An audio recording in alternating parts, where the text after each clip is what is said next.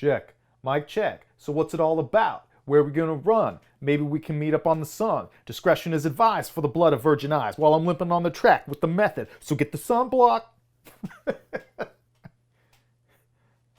Fred Durst. Top 3 MC of all time? Top 1.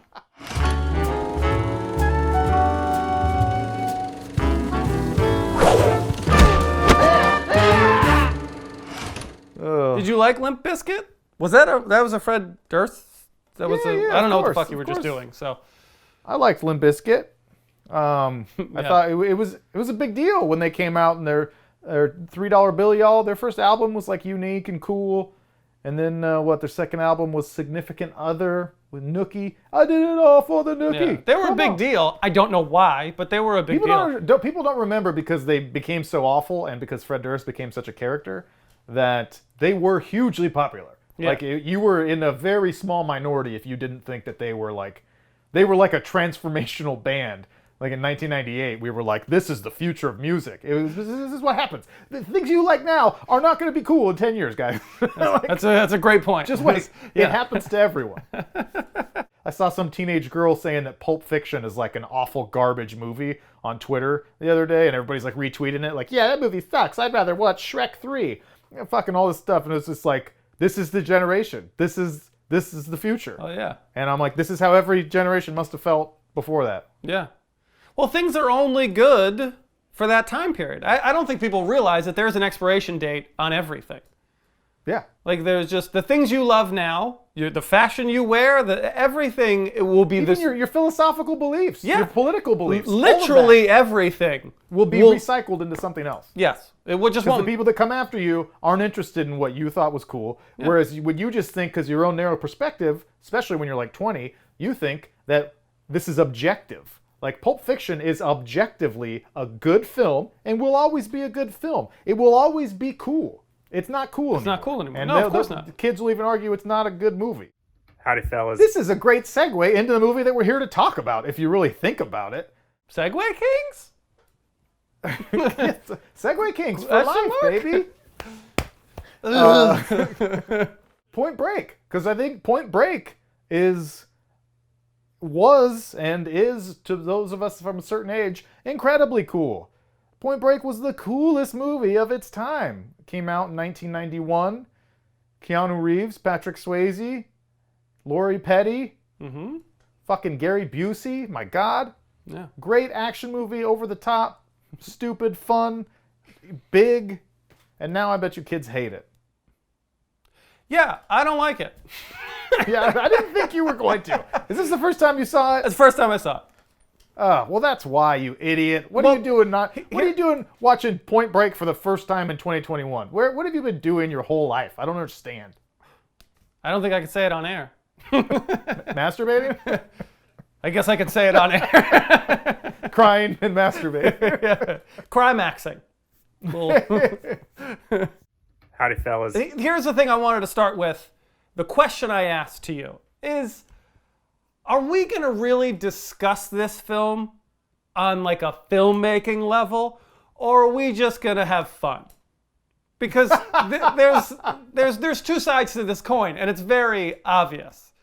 This movie's fun. It's a fun movie. Whatever. We can have a good time with it. Or do we want to kind of dissect this as like an actual film and really like get into it? Because this film's kind of stupid. Like, a lot of it doesn't make a lot of sense. Can we do... I want to mostly have fun. Okay. But... this movie's so fun! It's not even necessarily because I don't want to, like, criticize the film, because it's obviously worthy of criticism. It's just that I think that's been done to death. Like, everyone knows that Point Break and its greatness and all the terribly unrealistic things that happen in this film. So I think that those dissections have happened. If you want to let's reference some stuff that really stood out to you as like, you couldn't get past this. I just think it's fascinating, and that's why I didn't think you would like it, because I assumed this would be your first time watching it, and I thought all of the charm is wasted on this 37-year-old body looking back at me now, whereas if you saw it when you were 12 or 13 or 14, you would be like, fucking sign me up. Like, Yeah. this is what life is. This is going to be the greatest movie of all time. I can't wait to be in my 20s. I'm going to be an FBI agent. I'm going to be a surfer. Going to be hooking up on the beach. I'm going to be a Division Everything's I cool as football fuck. player. I'm going to be a bank robber. I'm going to be everything all the time. Everything's spiritual and amazing and just dialed up to 1,000,000. Howdy, fellas. I'm going to say something that you may laugh at and that America may laugh at me as well. But this, as I'm watching this, I think this is as close to a period piece as you can get. This is a time capsule. Because I started to look it up. I wanted to see like what came first, like specifically. This is very much what the genre was at that time. Like cop films were like that.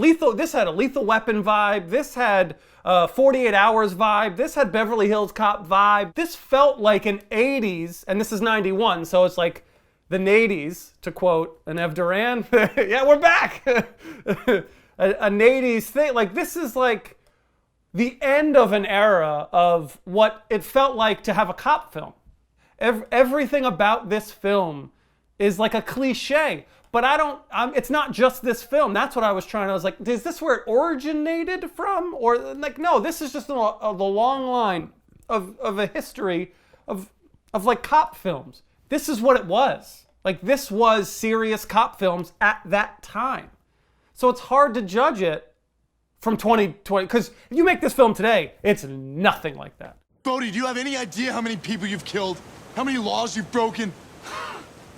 The only law that matters is gravity. Stop! It's not even close. That is a yeah, 1990 film. You know, like it's from that period. Howdy, fellas. This, to me, that's an interesting question, because I think this is sort of like the zenith of all of that. Like, this is the climax, because in many ways, like, I do think this movie, for its many flaws, is like so tremendously entertaining. But we're doing this episode wrong already. I know, I was going to mention it, but go ahead. We have to apologize to our friend Jake Shillue. Very sorry, Jake. We got excited. If you didn't have the beard, I would apologize, but that I can't. That's true. We got excited. This is a viewer recommendation episode. Sure is. From our dear friend who we love very much, Jake Shillue. Yes. Jake. Love you, Jake. Howdy, fellas. I'm excited to be submitting one of my all-time favorite movies and my all-time favorite action movie, Point Break, to the Bluff Council for review. Why do I love it? I think, of course, just how over the top it is. Fun fact, there's a brewery here in Seattle that has 2 beers named after both Johnny Utah and Bodhi, and they're both, of course, delicious. I'm really looking forward to hearing your guys' thoughts. It's going to be great. It's going to be awesome. Thank you so much, Jake. First of all, I will say Kathryn Bigelow, who is the director of this film, which probably seems like an unusual choice, especially in 1990, to direct a big budget, giant, testosterone-fueled action film. But she does a fantastic job. I think a lot of the complaints, a lot of the nitpicks you can put into this film are very story-oriented, and I don't think there's a lot that you can nitpick from a directing element. I think that the directing is really great. I just think it's her touch that really makes this film what it is. I think it's shot really well. I think there's just a lot of like beauty in it. She shoots everything very adoringly, and it makes for a great film from that perspective. Agree or disagree? Well, I don't like starting off the episode this way, because that's the one thing I was going to say nice about this film. But I want to get to the heat. We'll get to the heat. Compliment Kathryn Bigelow, you dick. Kathryn, you did a great job. That is the... Oh, could you be more condescending? I said you did a great job. She doesn't need your approval, you son of a bitch. 2021, you got me again. I think that is the best part of the film, like far and away. There's some really, really nice shots and some really, really nice textures. Like, I really liked early on in the film, I think it was the police officers, I'm not sure, they're in the precinct or whatever, and it looks very blue, but there's like a lot of like dust and some just texture to it. There's a lot of sun flares and presence, and which created like the dust, and there's just a richness to a lot of the shots. When Lori Petty shoots the pillow, She shoots the pillow next to Keanu Reeves, and there's just all this lint floating in the air around her after that. That's gorgeous. There's a lot of night, like I just keep coming back to the word texture. Like it just felt very rich, and I could touch it. I shouldn't do that, but I want. Wow. I know. I really liked it. One of my favorite shots I've ever seen is in this film. A shot that'll stick with me forever, and I would hope to mimic in the future. Which it was the shot with that little mirror that like dentists use with your teeth, where Keanu Reeves holds it up, and then it goes from the bed to like a silhouette of a woman taking a shower in the bath. Like that was fucking gorgeous. That was to execute that on such a little mirror, and like what I want to know what lens you're using, because not only are you're in the mirror. But I feel like if I remember correctly, like you get context to someone holding it. So it's not just the circumference of the mirror. You get context to like where that mirror is next to the window. Like how that blew my mind. Phenomenal. I can't say enough about some of the shots in this film and how great they were. My favorite Kathryn Bigelow memory, terrible segue, anti-segue kings, is she also directed The Hurt Locker and won Best Picture, defeating her ex-husband, James Cameron, Avatar, which was the heavy favorite, and that was really awesome. It was a great moment. What an underdog story for this woman to come back and get this much-deserved win. It was really cool, and it felt like this really big moment, like even in the Academy's history. You find like there's not often very many female Best Director nominees, and to win, how great. And then as the ceremony closes, I will never forget, Alec Baldwin, who was presenting, patted Kathryn Bigelow on the ass as he congratulated her. And it just felt like all this progress we had just made. Good old Alec Baldwin is just like, good job, honey. Seriously, you're a great actor, you're a great comedian, and you're a great guy. That's all the time we have, ladies and gentlemen. So I know you want to get into all the unrealisticness. Did you at least enjoy the movie? Did you have a good time, or was it so unrealistic that you just kind of didn't care and were distracted? No, if that's what you... If I were to watch this movie again, not for this purpose, I'm sure I would like it a lot more. It's a ride. It's a fun ride. You know, it's a fun ride. I'm fine with what happens. I'm overall just like fine with it, because it's this is gonna sound super condescending or whatever, but it's meaningless. It's just like it's a fun action flick with some actor presence. I feel the stakes. I feel some of the emotion. It's got a love story. It's got action. It's it's fun. It's fun. Like if you can just take it at that and just leave it alone. So that's why I ask in the beginning. If you want to go deeper, if you like any level deeper, there's a lot that takes away from this film. Yeah, well, I have criticisms too. I'll just say as a general statement, I agree with Jake, our friend, who you clearly don't have any respect for. I don't. There's the night surfing scene when Keanu is surfing with Tyler, who's played by Lori Petty, and he just hits this great wave, and he's got this twinkle, this sparkle in his eye, and she looks at him and goes, "You have that look in your eye," and it's something that can't really be described. It can only be felt, and that's something that really resonated with me. It was so memorable seeing it at a certain age when you do think, as I alluded to earlier, like, oh my gosh, this is life. This is adulthood. This is what the next 15 years of my life are going to be like. It's just fucking adventures, and maybe I'll be a cop, maybe I'll do this, maybe I'll do that.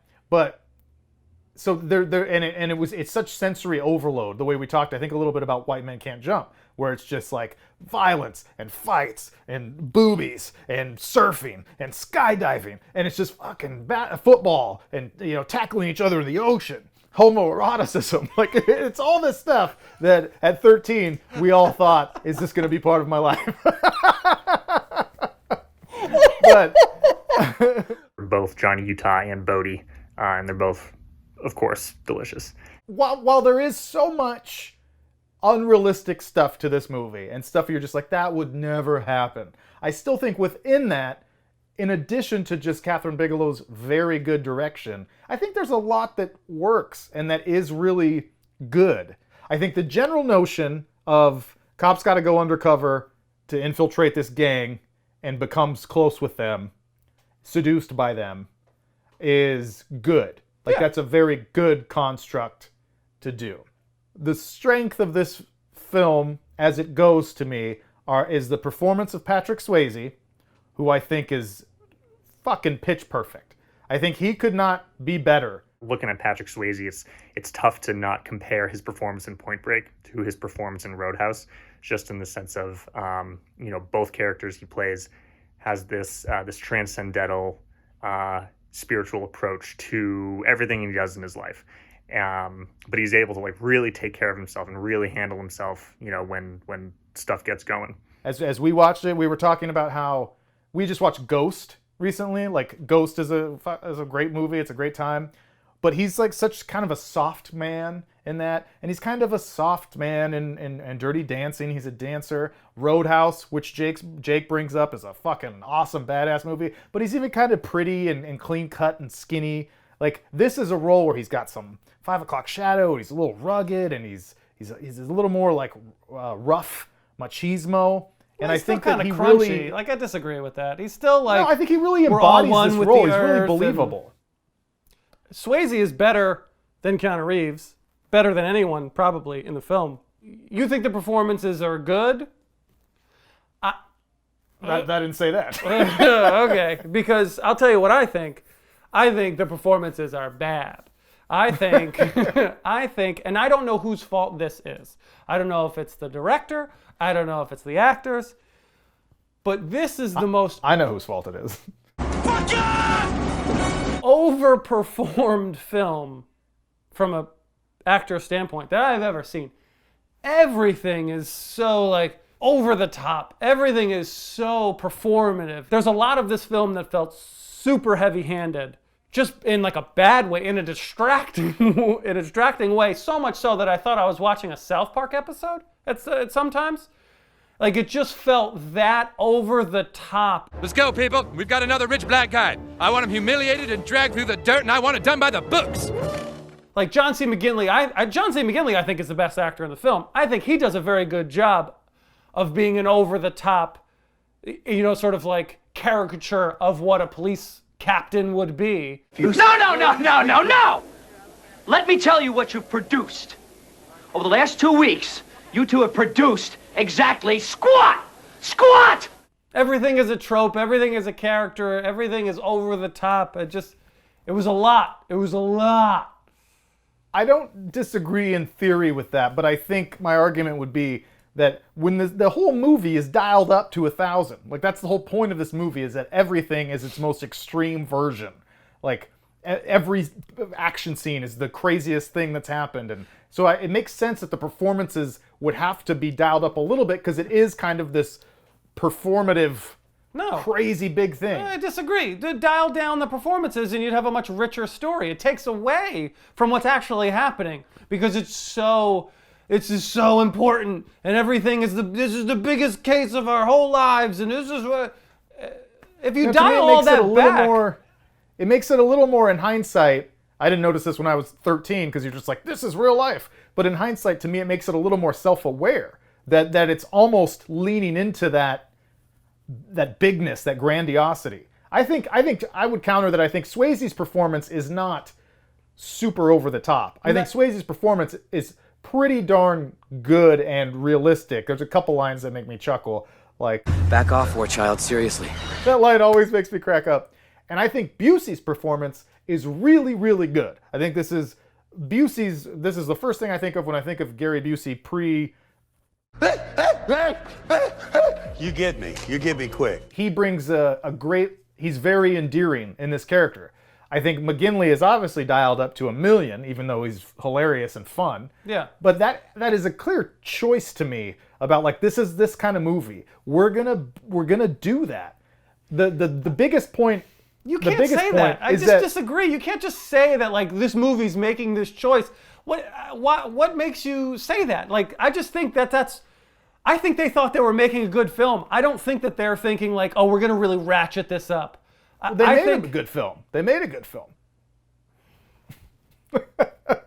I think there's a difference. Here's the thing: if you're trying to direct and tell a story where realism is the key. This is not that story at all. So I guess I'd have no idea. I wasn't there on set, but I would hypothesize that we're going to tell this big, grand, crazy, over-the-top story. Let's have everyone's energy come up a couple extra notches than they normally do. We're not going for realism.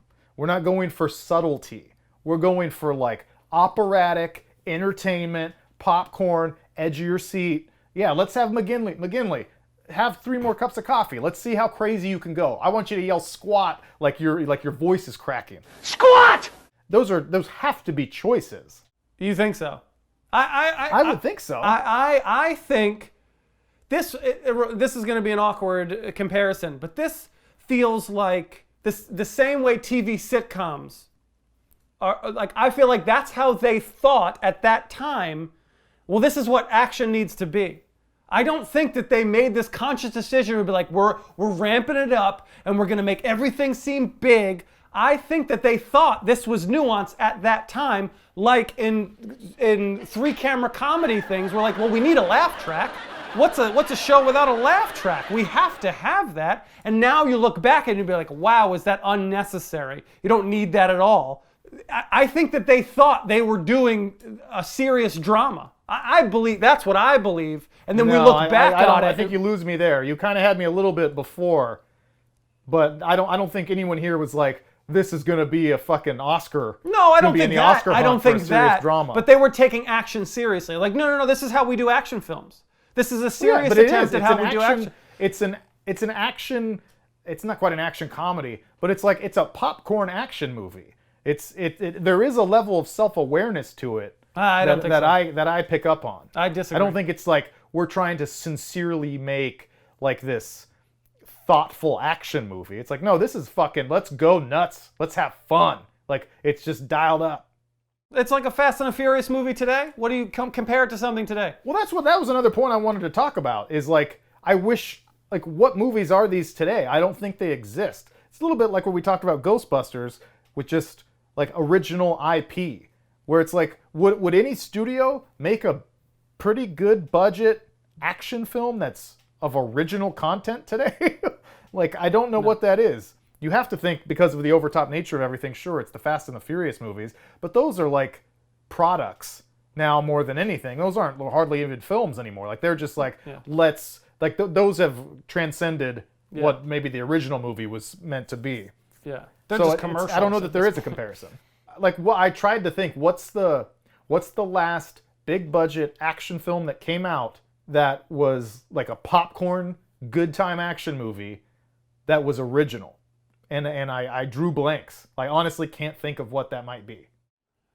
I mean, that's really the only action film I can think of as Fast. Like, that's crazy because I just feel like it dominates the name another action film. Or superhero. Superhero movies are action movies now. Right, but I would put them in a different category. This is not. Yeah, but I just mean like that's what has filled that void where it's like, okay, like Taken from like the late 2000s, was that but now there's been 10 sequels, you know, like I don't know what the big fun action movie is. Taken's not fun.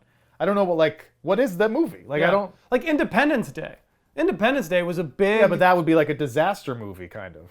But that's like a big, fun action movie, and it wasn't a disaster It's weird. movie. It's sad. Why don't they make movies like this? Like, this is the bigger question. But like, do they not think audiences would still go watch this stuff? Like, are people that narrow-minded now where I need to see Superman or Wolverine in the trailer to know that I want to go spend $15? Like, I think people would still go see, if you made an original film like Lethal Weapon or Point Break or one of these big hit movies, like, people would still go see that. Why don't they make those movies anymore? 21 Jump Street? Whatever, man. I don't care about anything. Oh, you don't care about the environment? It's kind of fucked up, man. That's a fucking comedy. That's not like an action movie. There's action, and I'm grasping at straws here. I'm trying to think of, because you're right, something has filled the void of that. They don't exist. We can't name it. We can't think of it. Comment below, fans, if we're missing something, but especially R-rated. I mean, kick it up another notch. I know, yeah. Make that an R-rated big budget action movie that's for fun. Yeah, it's Point Break might be the last one. True Lies? True Lies in 94? True Lies. We should do an episode on True Lies. I love True Lies. True Lies is a perfect Perfect film. Fantastic film. Spoilers. Anyway, it's a fantastic we're getting film. lost. What I want to say about the performances, where I'll meet you, and that as an adult, once even I get past all of the corniness and the unrealisticness of the story and all that stuff, and I'm just here to enjoy it, I almost get more and more distracted and hate more and more Keanu Reeves's performance. Like, Yeah, I he's think not good. Is this the worst acting of the 90s? Like, He's outside not- of Keanu Reeves's performance in Bram Stoker's Dracula? I doubted everything, even my mind. I was impotent with fear. I know. If Keanu Reeves didn't go on to become Keanu Reeves and have like this, like, that's our Keanu, he's got this airheaded charm, it's like, we'd be like, this guy sucks. Like, this guy is taking away from the movie, and he does. Yeah, he's not good. He's really bad. Yeah, he's not. He's like, he's not good. I don't know. There's not much to. I don't know why he's like this. This film seems to me it's like it's just stars. It's just star power and fun and enjoyable in that sense. But it doesn't seem. It's not like a good movie. And when I say the directing saves this film, it saves this film. It saves it. It's just like when you say popcorn, it's the best way to describe it. Like, it's just over the top and action, and there's random boobies in it. Those boobies aren't random. People gotta bathe. They just had sex with those fucking criminals, Keith. They bought meth and they had sex with them, and you need to shower after that. It is gratuitous. There's no reason for those boobies. There's no reason for that girl to open up the door and it's just a shot of her breasts and then pans up. And it's like, oh, she has a face too. Like, there's no reason. There's no reason. It's an action movie in 1991, Keith. What are you talking? No. I want to see some bikini shots. No, I'm arguing with a 13-year-old version of yourself. Cheap stuff. No, I need to see boobies, yeah, this is Macri. You've crossed the line. Yeah, you've crossed the it's just line at this stupid. point. It's just there's really not much here from a film standpoint outside of the directing. Everything else is just there for pure entertainment and no sense of like. Oh, God forbid. Pure entertainment. What a nightmare. Who's the art house freak now, you pretentious asshole? I watch American Psycho and now I know everything. I'm insufferable. Don't get me wrong. But all I'm trying to do is say, that's why I'm going to keep going back to the thing that I first said. Like, if we're just going to enjoy it, we should just enjoy it. But if you want to really talk about it, this movie's bad. It's not bad. That's incorrect. That's incorrect. Is it? Yeah. Some of my favorite moments, I think, of course, the chase scene when Keanu Reeves is chasing Patrick Swayze and he blows out his knee and he's got the gun pointed at Swayze, who's like looking back with the mask on, and Keanu Reeves just points up towards the sky and yells and starts shooting his gun. It's like good for what it is. It's like I always say, good for what it is. Like that, you can be great and still be like not a big, don't make me bring up Tremors. I'm always ready to bring up Tremors, where it's like, yeah, Tremors doesn't belong on the pantheon of all-time great cinematic experiences, and neither does Point Break, but they can still be perfect for what they are. And most people who grew up loving Point Break can appreciate sort of the schmaltz and the over-the-top nature of all of it, and it's perfect for what it is. It is the climax and the zenith of all of those cliches, and it like a perfect bright explosion of adrenaline and superstar amazingness. And a big part of that is over-the-top action and random boobies and all this crazy stuff. Wondering if you might be gay. It's huge parts of this film. And yeah. You're right in the sense if you just look back on it and say that was a product of its time and that was a fun time for that period and move on, yeah. But you can't compare it to today. Like, if you look at it through today's lens, this is rough. But if you look at it today's lens is just a bunch of idiots on the internet dissecting every second of films, having their own YouTube channels thinking that they know more than other people, when really they're just morons. But everybody tries to be so overly critical now, and everyone thinks that their opinions matter, and that's like what culture is now. Is like, well, that's not good, and this isn't good, and but it's like, no, like I'm not saying. even saying about a public opinion. I'm saying about like just actual fact. Like you can't tell, like, first of all, you can't tell me that that's like a well-constructed film. Like, you just can't do it. You just said the direction is amazing. You think of course it's a well-constructed film. The direction is very good, but there's more than direction that goes into making a film. Like, you can't look at it objectively and look at all of the parts of this film and be like, yeah, this is a really top-level film. If that film came out today with Keanu Reeves' terrible acting and unrealistic story, like, just those films don't get made anymore. We just talked about, like, you have to take that into account. That it's a time period piece. Like, you take into account for what it was then, and you go and you appreciate it for that, not what it is today. Yeah, I don't really disagree with that. Yeah, and that's all I'm saying. I think if you think that the direction is really good and the cinematography is mostly really good, I do. And I think the writing is mostly pretty solid. I'm not going to say. I think the writing is terrible. I think this is some of the worst dialogue I've ever experienced. I think the dialogue seems a lot worse because half of it's delivered by Keanu Reeves, who is Sure, you lost. you never know where 100% of the blame should go.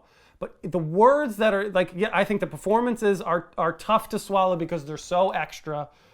But the words, that scene right in the beginning where they really set up the whole film, where it's like, you can't catch him. You're an old man. Well, you're a young hotshot kid. You think you're gonna be a hero? You want to nail the bank robbers and be a big hero.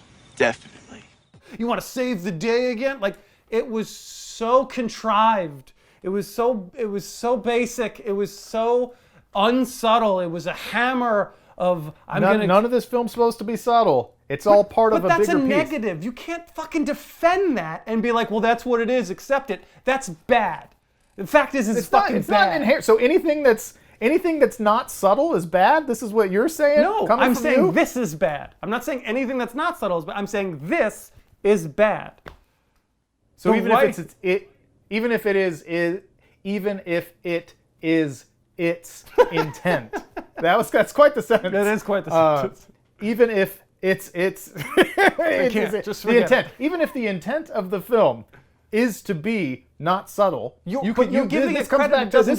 This is our Man of Steel argument, where you can say you don't like it, and that's fine. I can tell you don't like it, and that's fine. No, but if the film is disagree. consistent in its bombacity, that is good. You're wrong because you're giving the film credit for something that you can't determine. You're saying, oh, no. This film made a conscious choice for everyone to be over the top and the writing to be like on the nose and super, heavy-handed, and we have to define these characters through their words so specifically. Like, you're giving it so much credit when it's just poor.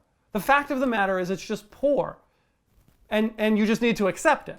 I remember the one sequence I could not get out of my head is, you know nothing, you know less than nothing. If you even knew that you knew nothing, that'd be something, but you don't.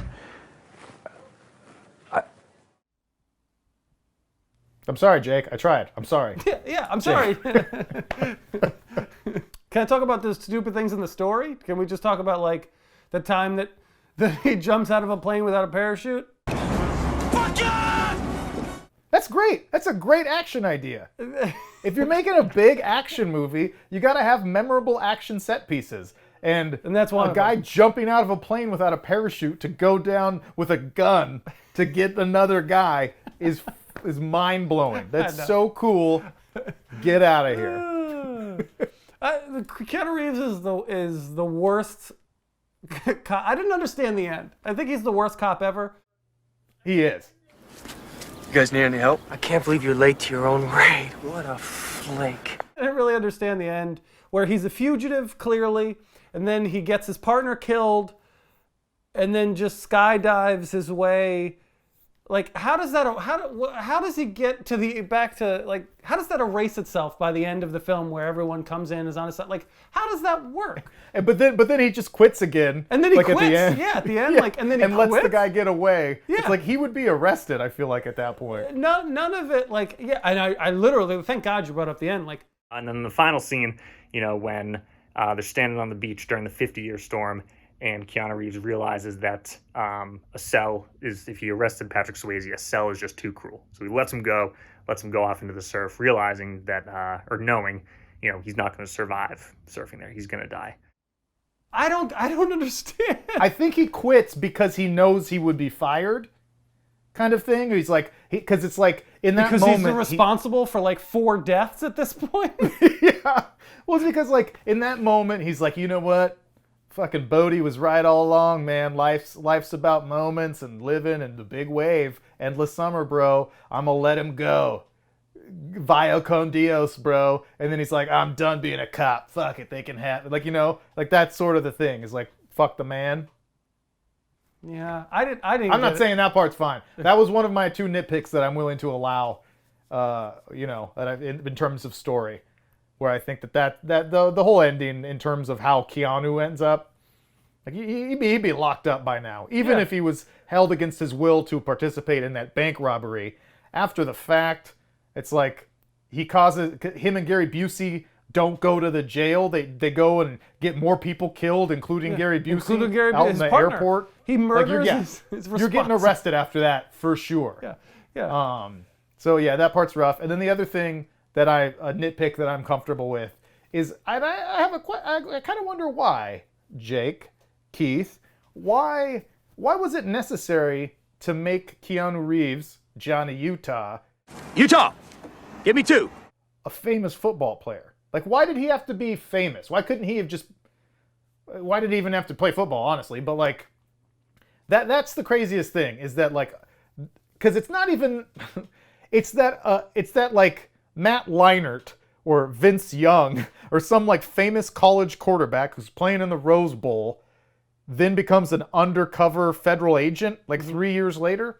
You're not doing that. Yeah, They're not going to let you become an undercover agent. Yeah. So why was that necessary for the story? Why couldn't he have just played football small time? What doesn't make even more sense is that he uses his real name when he's a celebrity.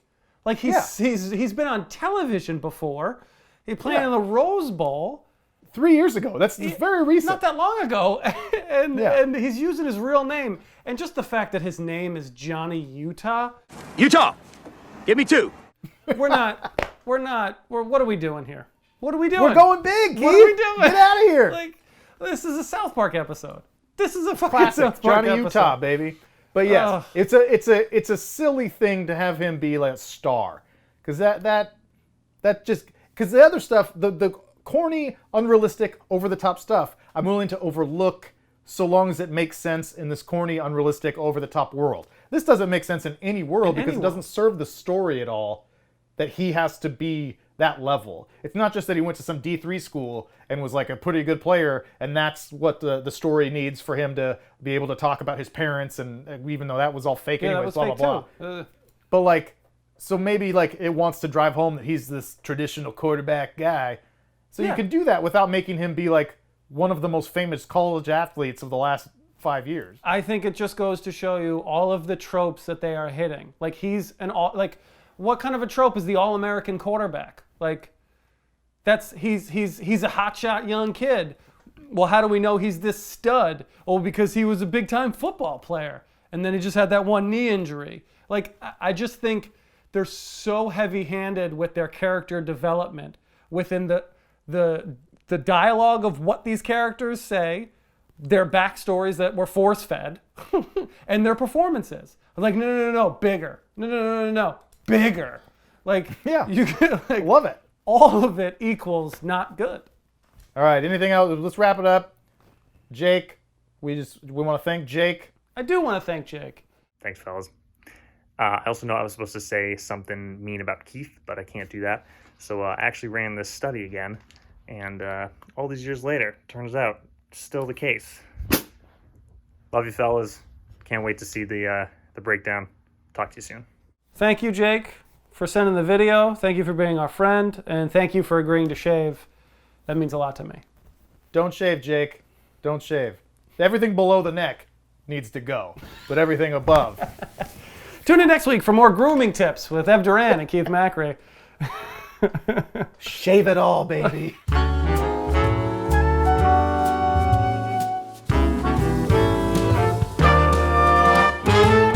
Does either one of you have anything even remotely interesting to tell me?